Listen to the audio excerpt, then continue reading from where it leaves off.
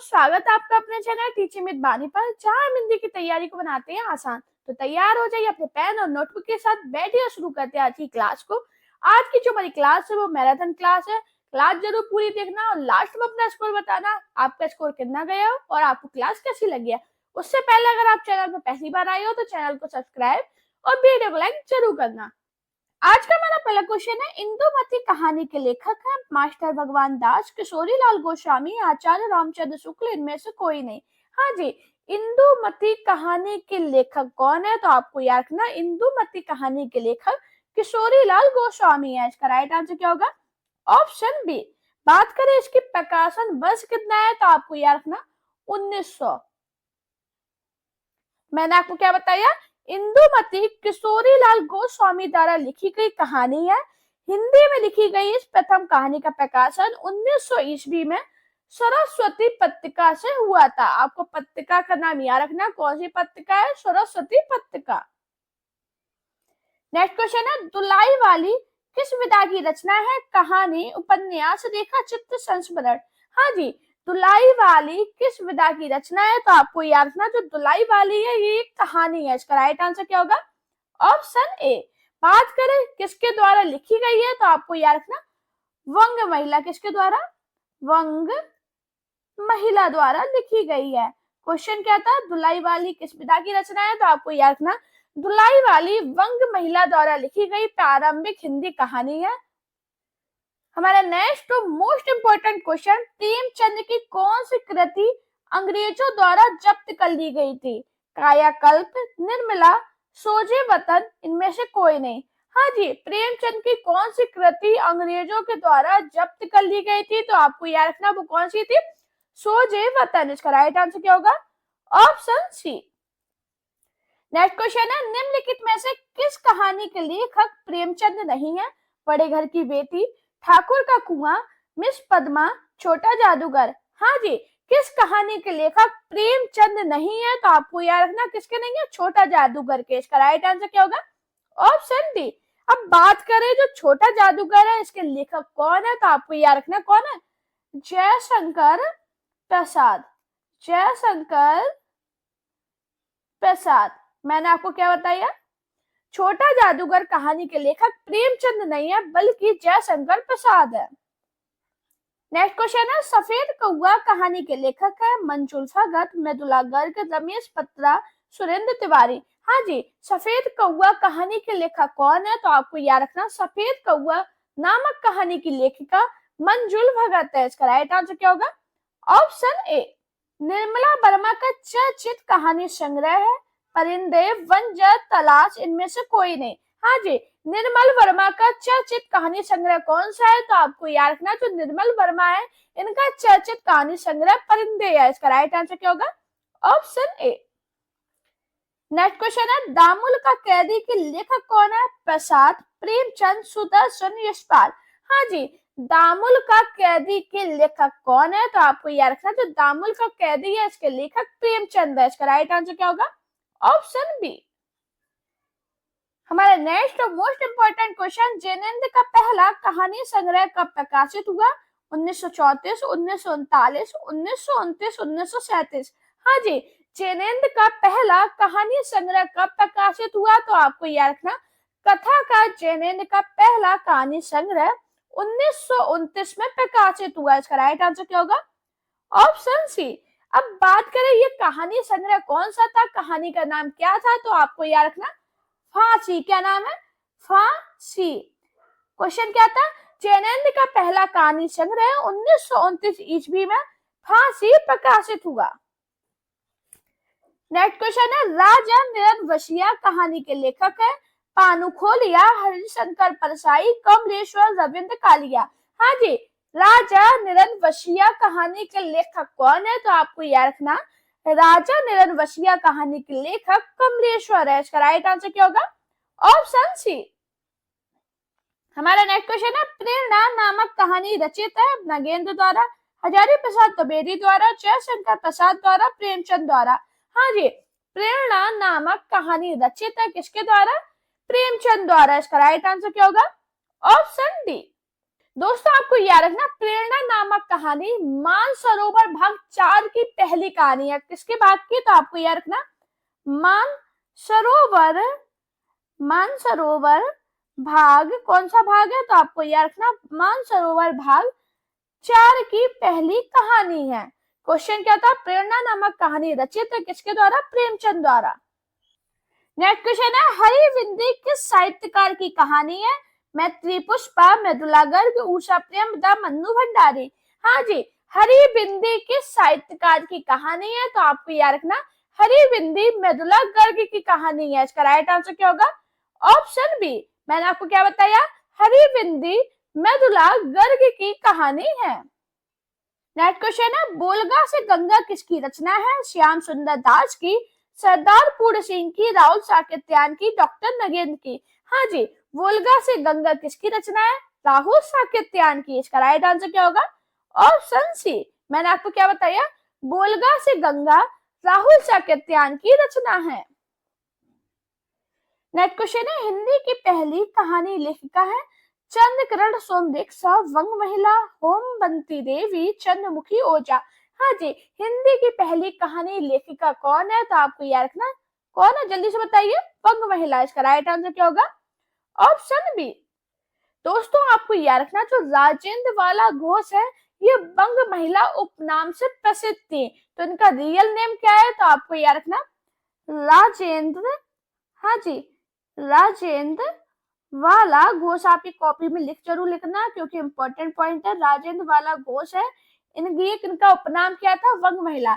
जिसने भी उपनाम की क्लास पढ़ी होगी तो उसे पता होगा राजेंद्र वाला घोष का उपनाम क्या था? वंग महिला। जो वंग महिला नाम से ये बहुत ज्यादा प्रसिद्ध थी। नेक्स्ट क्वेश्चन है, गुलाबी बन्नो कहानी के लेखक है? त्रिलोचन, धर्मवीर भारती, शमशेर बहादुर सिंह, कुंवर नारायण। हाँ जी, गुलाबी बन्नो कहानी के लेखक कौन है? तो आपको याद रखना धर्मवीर भारती। इसका राइट आंसर क्या होगा? Option B. मैंने आपको क्या बताया? गुलाबी बन्नो कहानी के लेखक धर्मवीर भारती हैं। नेक्स्ट क्वेश्चन है, फणीश्वर नाथ रेणु की कौन सी कहानी है? रसप्रिया, रसिक प्रिया, रस आखलेटक, प्रिया नीलकंठी। हाँ जी, फणीश्वर नाथ रेणु की कौन सी कहानी है? तो आपको याद रखना रसप्रिया। रसप्रिया किसकी कहानी है? फणीश्वर नाथ रेणु की कहानी है। इसका राइट आंसर क्या होगा? Option A. नेक्स्ट क्वेश्चन है, मुंशी नवल किशोर द्वारा संपादित मनोहर कहानी में कितनी कहानियां संकलित है? 50, 100, 20, 40। हाँ जी, मुंशी नवल किशोर द्वारा संपादित मनोहर कहानी में कितनी कहानियां संकलित है? तो आपको याद रखना 100। इसका राइट आंसर क्या होगा? Option B. दोस्तों आपको याद रखना ये जो कहानी संग्रह है ये 1882 में प्रकाशित हुआ। कब हुआ? तो आपको याद रखना 1882 में प्रकाशित हुआ। नेक्स्ट क्वेश्चन है, पूस की रात कहानी का मुख्य पात्र है? माधव, हल्कू, अलगू, रगदू। हाँ जी, पूस की रात कहानी का मुख्य पात्र क्या है? तो आप सभी को पता है पूस की रात कहानी का मुख्य पात्र हल्कू है। इसका राइट आंसर क्या होगा? Option B. और इसके कथाकार कौन है? तो आप सभी को पता है कौन है? प्रेमचंद, मुंशी प्रेमचंद्र। नेक्स्ट क्वेश्चन है, प्रकाशन वर्ष के आधार पर जयशंकर प्रसाद के कहानी संग्रह का सही अनुक्रम है? प्रतिध्वनि, छाया, आकाशदीप, इंद्रजाल। छाया, प्रतिध्वनि, आकाशदीप, इंद्रजाल। इंद्रजाल, छाया, प्रतिध्वनि, आकाशदीप। आकाशदीप, छाया, इंद्रजाल, प्रतिध्वनि। हाँ जी, कहानियों का सही अनुक्रम क्या है? तो आपको याद रखना जो आकाशदीप है इसकी सन कितनी है? 1929। छाया की सन कितनी है? तो आपको याद रखना 1912। इंद्रजाल की सन कितनी है? तो आपको याद रखना 1936। और प्रतिध्वनि की कितनी है? तो आपको याद रखना 1926। तो सबसे पहले क्या आएगा? तो आपको याद रखना सबसे पहले आएगा छाया, उसके बाद क्या आएगा? जल्दी से बताइए। प्रतिध्वनि, उसके बाद क्या आएगा? आकाशदीप और इंद्रजाल। तो इसका राइट आंसर क्या होगा? Option B. दोस्तों स्क्रीनशॉट जरूर ले लेना, इंपॉर्टेंट क्वेश्चन है, काफी बार अलग अलग एग्जाम में पूछा गया है। नेक्स्ट क्वेश्चन है, अरुण और मधुल का किस कहानी के पात्र है? चित्तौड़ का उद्धार, आकाशदीप, अशोक, पुरस्कार। हाँ जी, अरुण और मधुल का किस कहानी के पात्र है? तो आपको याद रखना पुरस्कार के। इसका राइट आंसर क्या होगा? Option D. नेक्स्ट क्वेश्चन है, भीष्म सायनी द्वारा रचित कहानी संग्रह नहीं है। भाग्य रेखा, बगचू, काठ का सपना, निशाचर। हाँ जी, भीष्म सायनी द्वारा रचित कहानी संग्रह कौन सा नहीं है? तो आपको याद रखना काठ का सपना। इसका राइट आंसर क्या होगा? Option C. दोस्तों आपको याद रखना काठ का सपना मुक्ति बोध की कहानी है। किसकी है? मुक्ति, हाँ जी, मुक्ति बोध की कहानी है। आपको याद रखनी इंपॉर्टेंट कहानी है ये। नेक्स्ट क्वेश्चन है, जैनेन्द्र कुमार द्वारा रचित कहानी संग्रह नहीं है। इंसान के खंडहर, पाजेब, नीलम देश की राजकन्या, वातायन। हाँ जी, जैनेन्द्र कुमार द्वारा रचित कहानी संग्रह कौन सा नहीं है? तो आपको याद रखना इंसान के खंडहर। इसका राइट आंसर क्या होगा? Option A. अब ये जैनेन्द्र की कहानी नहीं है तो किसकी कहानी है? आपको याद रखना मोहन राकेश की। किसकी है? मोहन राकेश की। हाँ जी, ये मोहन राकेश की कहानी है, ये जैनेन्द्र की कहानी नहीं है। नेक्स्ट क्वेश्चन है, कहानी के प्रमुख तत्व कौन से होते हैं? उपनाम, अलंकार, पात्र, रस। हाँ जी, कहानी का प्रमुख तत्व कौन सा होता है? तो आपको याद रखना कहानी का मुख्य तत्व पात्र होता है। इसका राइट आंसर क्या होगा? Option C. नेक्स्ट क्वेश्चन है, प्रकाशन वर्ष के अनुसार निम्नलिखित कहानी के संग्रह का सही अनुक्रम है। शरणार्थी, ठुमरी, सतह से उठता आदमी, शोभा यात्रा। शोभा यात्रा, शरणार्थी, ठुमरी, सतह से उठता आदमी, सतह से उठता आदमी, शोभा यात्रा, शरणार्थी, ठुमरी, ठुमरी, शोभा यात्रा, शरणार्थी, सतह से उठता आदमी। बताओ इसका राइट आंसर क्या होगा? हाँ जी, जल्दी से बताओ इसका राइट आंसर क्या होगा? तो सबसे पहले आप बताइए ठुमरी का प्रकाशन काल कितना है? तो आपको याद रखना 1959। बात करें शोभा यात्रा का कितना है? 1981। शरणार्थी का कितना है? तो आपको याद रखना 1948। और सतह से उठता आदमी, इसकी सन कितनी है? 1971। अब ये बताइए सबसे पहले क्या आएगा? सबसे पहले आएगा शरणार्थी, उसके बाद क्या आएगा? ठुमरी, सतह से उठता आदमी और शोभा यात्रा। इसका राइट आंसर क्या होगा? Option A. नेक्स्ट क्वेश्चन है, कहानी के प्रमुख तत्व कौन से होते हैं? उपनाम, अलंकार, पात्र, रस। तो अभी हाल मैंने आपको बताया था कहानी का प्रमुख तत्व पात्र होता है। इसका राइट आंसर क्या होगा? Option C. नेक्स्ट क्वेश्चन है, वॉरेन हॉस्टिक का सार कहानी की रचना किसने की? शिवमूर्ति, संजीव, उदय प्रकाश, संजय। बताओ क्या होगा इसका राइट आंसर? हाँ जी, वॉरेन हेस्टिंग्स का सार कहानी की रचना किसने की? तो आपको याद रखना उदय प्रकाश ने। इसका राइट आंसर क्या होगा? Option C. नेक्स्ट क्वेश्चन है, निम्नलिखित में से कौन सी रचना अमरकांत की है? जिंदगी का और जोंक, अमृतसर आ गया, टूटना, परिंदे। हाँ जी, कौन सी रचना अमरकांत की है? तो आपको याद रखना जिंदगी और जोंक। इसका राइट आंसर क्या होगा? Option A. बात करें प्रकाशन वर्ष कितना है? तो आपको याद रखना 1958। हमारा नेक्स्ट क्वेश्चन है, भाषा की सबसे छोटी इकाई को क्या कहा जाता है? वर्ड, पद, उच्चारण, शब्द। हाँ जी, भाषा की सबसे छोटी इकाई को क्या कहते हैं? तो आप सभी को पता है भाषा की सबसे छोटी इकाई को वर्ड कहते हैं। इसका राइट आंसर क्या होगा? Option A. अब वर्ड को कितने भागों में बांटा गया है? तो आपको याद रखना वर्ड दो प्रकार के होते हैं। कौन कौन से?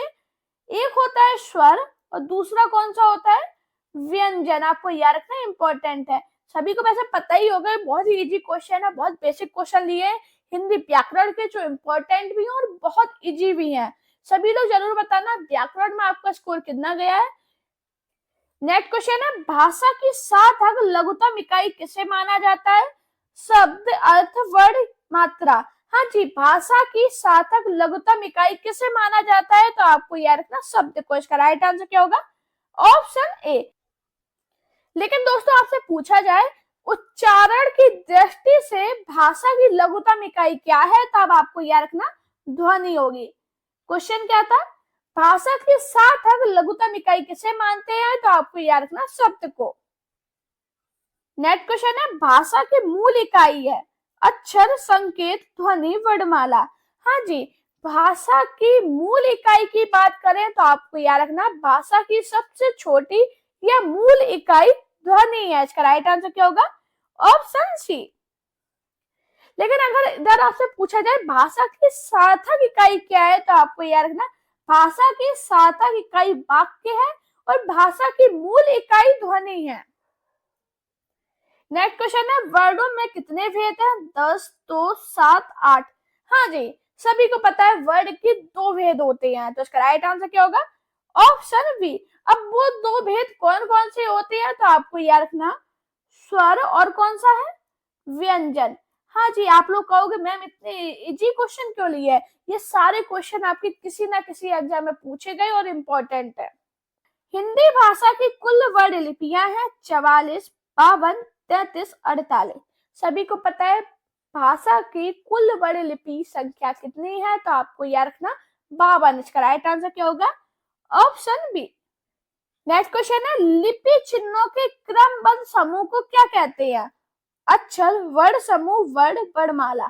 हाँ जी, बताओ लिपि चिन्हों के क्रमबद्ध समूह को क्या कहते हैं तो आपको याद रखना लिपि चिन्हों के क्रमबद्ध समूह को वर्णमाला कहते हैं। इसका राइट आंसर क्या होगा? Option D. नेक्स्ट क्वेश्चन है कौन स्वर नहीं है? आ, ए, उ, वा।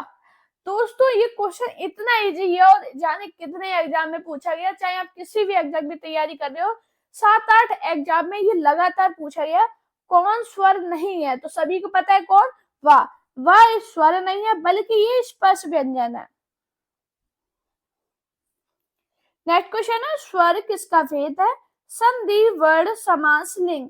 हाँ जी, स्वर किसका भेद है तो आपको याद रखना स्वर वर्ण का भेद है। इसका राइट आंसर क्या होगा?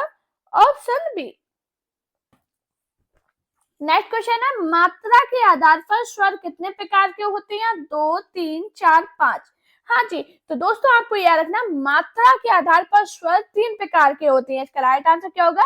Option B. अब वो 3 प्रकार कौन से हैं तो आपको याद रखना ह्रस्व स्वर, दीर्घ स्वर और प्लुप्त स्वर।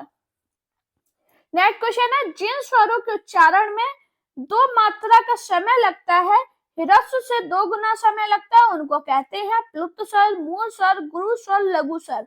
हाँ जी, जिन स्वरों के उच्चारण में 2 मात्रा का समय लगता है या ह्रस्व स्वर से 2 गुना समय लगता है उसे क्या कहते हैं तो आपको याद रखना गुरु स्वर। इसका राइट आंसर क्या होगा? Option C. नेक्स्ट क्वेश्चन है निम्नलिखित में से किस स्वर को संयुक्त स्वर माना गया है? आ, उ, ई, ए। हाँ जी, किस स्वर को संयुक्त स्वर माना गया है तो आपको याद रखना ए को। इसका राइट आंसर क्या होगा? Option D. दोस्तों आपको याद रखना जो ए है कि आ और ए के योग से बना है, ये भी स्वर है और ये भी स्वर है। नेक्स्ट क्वेश्चन है निम्नलिखित में से कौन सा मूल दीर्घ स्वर नहीं है? आ, उ, ई, ओ। हाँ जी, मूल दीर्घ स्वर कौन सा नहीं है तो आपको याद रखना ओ। इसका राइट आंसर क्या होगा? Option D. नेक्स्ट क्वेश्चन है इनमें से समृद्ध स्वर कौन सा है? ओ, औ, ई, आ। हाँ जी, समृद्ध स्वर कौन सा है तो आपको याद रखना जो बड़ी ई है ये समृद्ध स्वर है। इसका राइट आंसर क्या होगा? Option C. दोस्तों मैंने आपको वर्णमाला जब डिटेल में पढ़ाई थी तो सभी स्वर के बारे में बताया था, इसलिए मैंने आपको वर्णमाला के कुछ इंपॉर्टेंट क्वेश्चन लिए जो आपके एग्जाम में पूछे जाते हैं, ट्रेंडिंग में रहने वाली है, वो लिए हैं, तो जरूर बताना आपको वर्णमाला के प्रश्नों में आपका स्कोर कितना गया है। नेक्स्ट क्वेश्चन है अर्ध विभ्रत स्वर है उ, ए, आ, ए। हाँ जी, अर्ध विभ्रत स्वर कौन है तो आपको याद रखना ए। इसका राइट आंसर क्या होगा? Option B. नेक्स्ट क्वेश्चन है निम्नलिखित में से कौन से मूर्धन्य व्यंजन है? पा, फा, ग, घ, ड, ढ, ज, झ। हाँ जी, मूर्धन्य व्यंजन कौन से हैं तो आप सभी को पता है कौन से हैं? ड, ढ। इसका राइट आंसर क्या होगा? Option C. नेक्स्ट क्वेश्चन है कंठस्थ दीर्घ स्वर वर्ण का उदाहरण कौन सा है? री, उ, औ, ए। हाँ जी, कंठस्थ दीर्घ स्वर वर्ण का उदाहरण कौन सा है तो आपको याद रखना औ। इसका राइट आंसर क्या होगा? Option C. नेक्स्ट क्वेश्चन है जीवा के आधार पर स्वर कितने प्रकार के होते हैं? 2, 4, 3, 6। हाँ जी, जीवा के आधार पर स्वर कितने प्रकार के होते हैं? तो आपको याद रखना 3 प्रकार के। इसका राइट आंसर क्या होगा? Option C. अब वो 3 प्रकार कौन कौन से हैं? तो आपको याद रखना अग्र स्वर, मध्य स्वर और पच्च स्वर। जब मैंने स्वर पढ़ाए थे तो इसे बहुत अच्छे से एक्सप्लेन किया था, तो एक बार अगर आपको नहीं आ रही है क्वेश्चन तो स्वर वाली क्लास जरूर देखना। नेक्स्ट क्वेश्चन है, निम्न में से ओष्ठ वर्ण कौन सा है? आ, ई, बड़ा आ, उ। हाँ जी, ओष्ठ वर्ण कौन से हैं? तो आपको याद रखना जो उ है ये ओष्ठ वर्ण है। इसका राइट आंसर क्या होगा? Option D. जबकि बात करें आ और बड़ा, ये कौन से वर्ण है? कंठ वर्ण है। और जो छोटी ई है ये कौन से वर्ण है? जल्दी से बताइए। तालु। नेक्स्ट क्वेश्चन है, कंठ तालव्य कौन सा है? उ उ, ए ला सा आ। हाँ जी, कंठ तालव्य कौन से हैं? तो आपको याद है ना ए। इसका राइट आंसर क्या होगा? Option B. जबकि बात करें उ ये क्या है? ओष्ठ है। ला और सा मूर्धन्य है। और बड़ा और छोटा ये क्या है? कंठ है। नेक्स्ट क्वेश्चन है, किस वर्ण का उच्चारण स्थान कंठ तालु है? ओ, हा, ए, छा। हाँ जी, किस वर्ण का उच्चारण स्थान कंठ तालु है? तो आपको याद रखना ए। इसका राइट आंसर क्या होगा? Option C. नेक्स्ट क्वेश्चन है, भाषा विज्ञान की दृष्टि से उ किस प्रकार का स्वर है? पश्च विव्रत, अग्र विव्रत, अग्र समृत, पश्च समृत। हाँ जी, भाषा विज्ञान की दृष्टि से बड़ा उ किस प्रकार का स्वर है? तो आपको याद रखना पश्च समृत। इसका राइट आंसर क्या होगा? Option D. नेक्स्ट क्वेश्चन है, हिंदी वर्णमाला में री ध्वनि है स्वर, संयुक्त व्यंजन, व्यंजन, अर्ध स्वर। तो आप सभी को पता है जो री ऋषि होता है ये स्वर है। इसका राइट आंसर क्या होगा? Option A. नेक्स्ट क्वेश्चन है, जिन स्वरों के उच्चारण में 2 मात्राएं लगती हैं उसे क्या कहते हैं? संयुक्त स्वर, गुरु स्वर, मूल स्वर, लघु स्वर। हाँ जी, जिन स्वरों के उच्चारण में 2 मात्राएं लगती हैं उसे क्या कहते हैं? तो आपको याद रखना गुरु स्वर। इसका राइट आंसर क्या होगा? Option B. अब मुझे कमेंट में बताना गुरु स्वर कौन से होते हैं। नेक्स्ट क्वेश्चन है, स का उच्चारण स्थान इनमें से कौन सा है? दंत, कंठ, मूर्धा, तालु। हाँ जी, सा का उच्चारण स्थान कौन सा है? तो आपको याद रखना तालु। इसका राइट आंसर क्या होगा? Option D. दोस्तों आपको याद रखना जो ला वाला सा होता है ये वाला सा ये दंती सा होता है। और जो पा वाला सा होता है ये मूर्धन्य सा होता है। कौन सा? मूर्धन्य सा। और जो ये वाला सा है ये कौन सा है? तालु सा। आपको याद रखना, इसमें कंफ्यूजन नहीं होना क्योंकि ये क्वेश्चन बहुत बनता है, इंपॉर्टेंट क्वेश्चन है। नेक्स्ट क्वेश्चन है, घा, ग, ड, ठ और ता इनमें से कितने अघोष व्यंजन है? 1, 2, 4, 3। हाँ जी, जल्दी से बताओ कितने अघोष व्यंजन है? तो आपको याद रखना 2। इसका राइट आंसर क्या होगा? Option B. अब वो 2 अघोष व्यंजन कौन से हैं? तो आपको याद रखना ता और कौन सा है? था। आपको याद रखना है ये 2 अघोष व्यंजन है। नेक्स्ट क्वेश्चन है, अंतस्थ और ऊर्ध्व वर्ण कितने हैं? 6, 9, 8, 7। हाँ जी, अंतस्थ और ऊष्म वर्ण कितने होते हैं? तो आप सभी को पता है 4 अंतस्थ व्यंजन होते हैं और 4 ऊष्म व्यंजन। तो कुल कितने हुए? 8। इसका राइट आंसर क्या होगा? Option C. नेक्स्ट क्वेश्चन है, हिंदी वर्णमाला के अनुसार पंचमाक्षरों की संख्या कितनी है? 4, 5, 6, 3। हाँ जी, हिंदी वर्णमाला के अनुसार पंचमाक्षरों की संख्या कितनी है? तो आपको याद रखना 5। इसका राइट आंसर क्या होगा? Option B. मुझे सभी लोग कमेंट में जरूर बताना पंचमाक्षर अक्षर कौन से हैं, सभी लोग कमेंट में लिख के जरूर बताना। नेक्स्ट क्वेश्चन है, स्वर तंत्रियों के आधार पर व्यंजनों को कितने वर्गों में बांटा गया है? 1, 3, 2, 4। हाँ जी, स्वर तंत्रियों के आधार पर व्यंजनों को कितने वर्गों में बांटा गया है? तो आपको याद रखना 2 वर्गों में। इसका राइट आंसर क्या होगा? Option C. अब 2 वर्ग कौन कौन से हैं? तो आपको याद रखना सघोष और कौन सा है? अघोष। हाँ जी, मैंने सघोष और अघोष आपको बहुत अच्छे से ट्रिक के साथ बताए हैं। क्लास जरूर देखना, अगर क्लास नहीं देख सकते हो तो शॉर्ट में भी मैंने आपको सघोष और अघोष की ट्रिक बताई है। अगर आपने वो देख ली तो मैं गारंटी से दे सकती हूँ कहीं आपके वो गलत नहीं होंगे। नेक्स्ट क्वेश्चन है, या का उच्चारण स्थान है ओष्ठ, दांत, मूर्धा, तालु। हाँ जी, या का उच्चारण स्थान क्या है, तो आपको याद रखना या का उच्चारण स्थान तालु है। इसका राइट आंसर क्या होगा, ऑप्शन बी।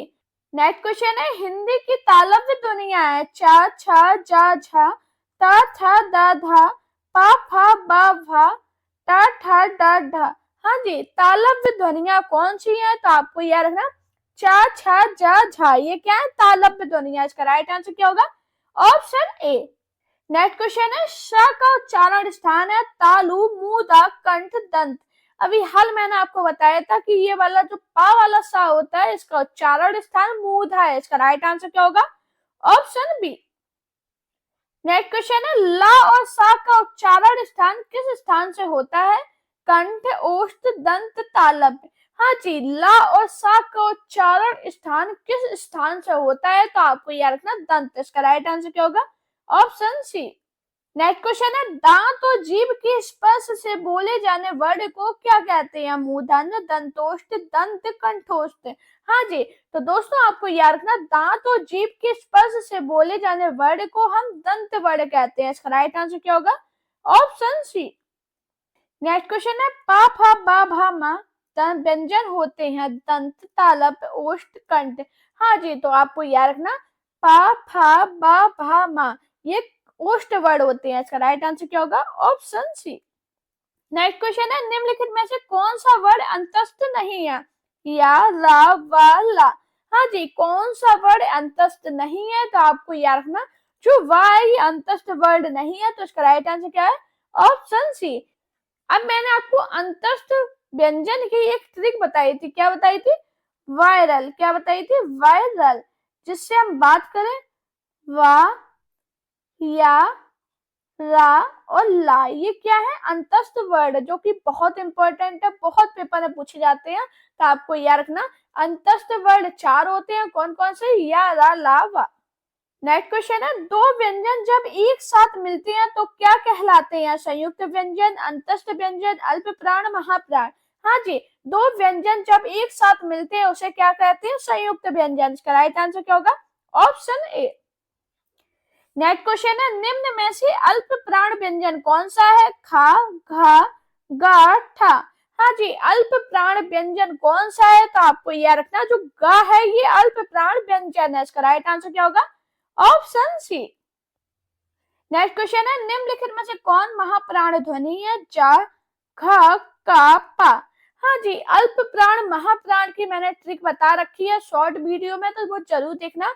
अब इधर पे महाप्राण ध्वनि कौन सी है, तो आपको याद रखना घा। इसका राइट आंसर क्या होगा, ऑप्शन बी। नेक्स्ट क्वेश्चन है, निम्न में से कौन सा शब्द प्रयत्न और उच्चारण के आधार पर व्यंजन का वर्गीकरण नहीं है, उच्छिष्ट सघोष पाशविक ऊष्म। बताओ क्या होगा इसका राइट आंसर। हाँ जी, कौन सा शब्द प्रयत्न और उच्चारण के आधार पर व्यंजन का वर्गीकरण नहीं है, तो आपको याद रखना उच्छिष्ट। इसका राइट आंसर क्या होगा, ऑप्शन ए। दोस्तों अगर आपको मेरी वीडियो पसंद आए तो वीडियो को लाइक कीजिए, चैनल को सब्सक्राइब कीजिए, अपने दोस्तों से इस वीडियो को शेयर करना। मेरा Telegram account, Insta account, Facebook page पे मुझे फॉलो कीजिए। अपना प्यार और सपोर्ट चैनल पे इसी प्रकार बनाए रखिए। Thank you guys for watching this video.